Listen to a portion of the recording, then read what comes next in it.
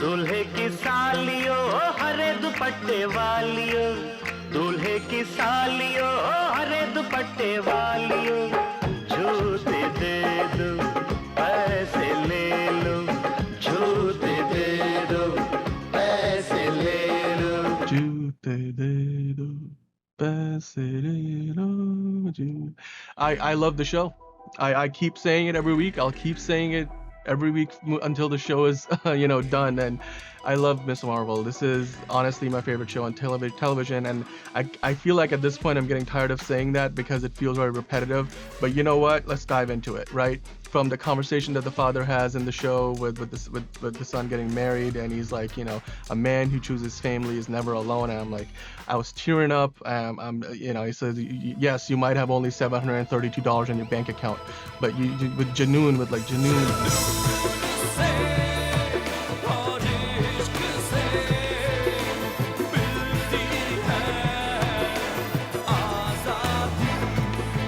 With passion, you're gonna get there. You're gonna figure it out after grad school, and the anxiety that comes with being in a position like that in your life. You're getting married. You don't really know where your career is gonna go. You're still in grad school, and you're a first generation immigrant. In this case from Pakistan. I am a first generation immigrant from Pakistan. I can still relate to that. It's that part of the episode that in preparation for the wedding, it was just I loved it.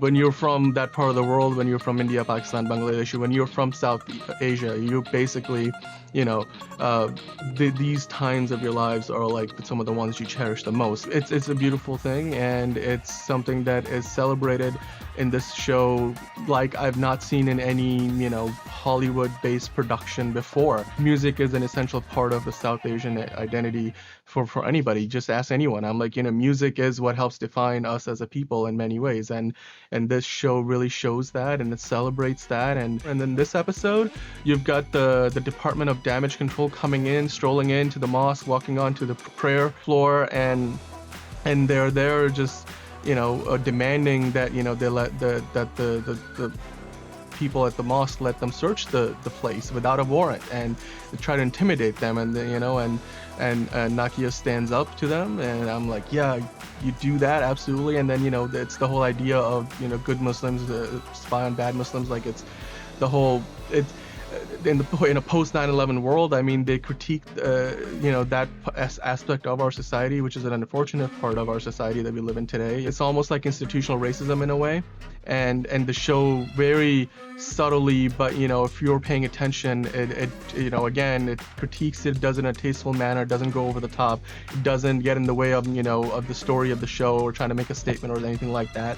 But I really love those aspects of the show, because not only do we get really deep cut cultural references, like if you were somebody from any part of South Asia, whether you are a Pakistani, whether you're an Indian or you're Bangladeshi, you will get those things, but you'll also relate to these elements where they're critiquing all the ways in which South Asian society living within people from that part of the world living within the United States, what they do wrong versus what they could do better, I should say.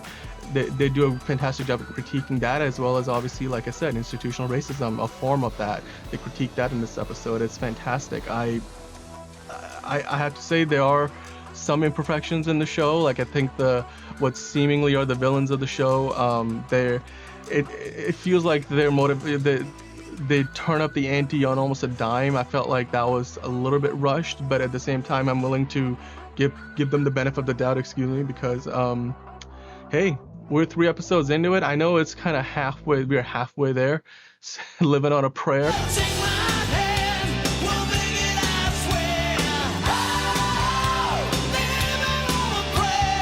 They got Brown Jovi in this thing. They do bar mitzvahs, weddings, anniversaries. Oh God.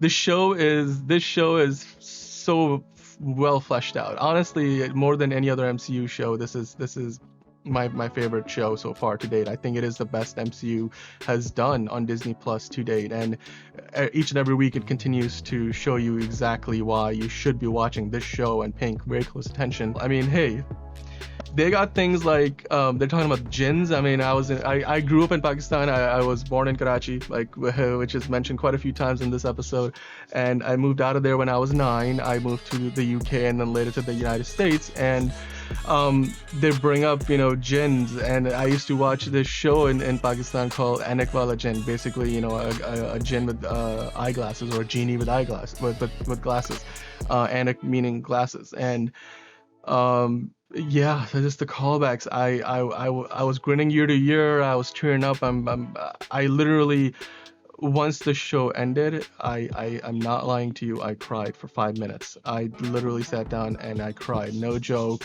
Tears flowing, like glasses came off, my hands, you know, my head in my hands. I was crying. I have not been to Karachi in 12 years, and my grandmother lives in Karachi, and then, you know, my nani, and in this episode towards the end, you see that the nani's like, you need to come to Karachi, and Kamala's like, what, like now? He's like, yeah, you need to come to Karachi. You just see the train. I saw the train, and that just, you know, that hit way too close to home, and I might start crying doing this, although I feel like I've cried like 3 times since watching this episode, just thinking about doing the review. So I don't know if I have enough tears left to do this, but yeah, the show, it connects with me on such on so many levels, and on such an instinctual basis, that you know, yeah, there are some shortcomings, like I mentioned, you know, in terms of the way some elements of the plot are building, but overall there's just so much going on in the show that is done very well in terms of the culture that they're portraying and everything else. I have to tell you, it continuing to get better and better every week. I love the show. I'm pretty sure I'm leaving out some praise that I shouldn't have left out. You know, my dadi came across the Indian border to Pakistan during the partition, and she told us stories, you know, when she was still around, of, you know, the violence that would ensue every time the train would stop. You know, people getting coming on and ransacking the train, and you know, women getting raped and stuff like that. And it's just, you know, some horrifying stories, and this show touches upon that and it hints at it. Not to mention, I mean, we get an MCU 10 Rings reference in one of the flashbacks at the start of the episode. I'm pretty sure those are the 10 rings, and then there was a severed Kree hand. So I mean, look, it's building a mythology that's based in reality, that ties into the MCU's reality, and is doing it in a way that is culturally relevant, that is culturally respectful, and it's creating something new and unique that honestly, I think it feels so real, because it is pulling so much from the world that it's inspired by, you know, the world that we live in. And that, I think, has always been when the MCU is at its best. Like, especially like the early era MCU movies were all like, you know, in many ways they grounded themselves in the real world. And this show is doing that in a way that I feel like the rest of the current phase of MCU projects have not been doing in so many ways. And I so very much appreciate that. I mean, I can talk on for days and days about the show, but hey, episode 4 will be out soon enough, so I'm sure I'll get another opportunity to heap praise on Miss Marvel, Kamala Khan, and everybody else, man. Like Bruno's got to get his at some point, and that will they won't they, that awkward friendship thing, it's so typical Bollywood. I mean, look, I'm just gonna ramble on if I don't stop myself. I will say this: there's so many reasons why you should stay tuned, or if you haven't tuned in, you should, you know, start getting tuned into this show. I mean, hey, drop the comment below, let us know what you think. Are you enjoying the show so far? Because I know I am. I'm sure I've said that like many times already. It's pretty obvious.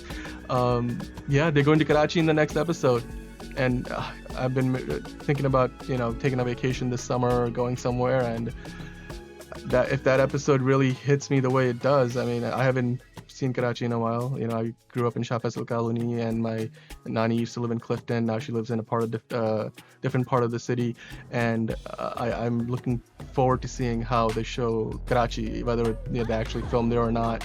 I don't really, you know, mind, as long as it's an accurate representation. So I'm looking forward to the next episode, and I can't wait for more.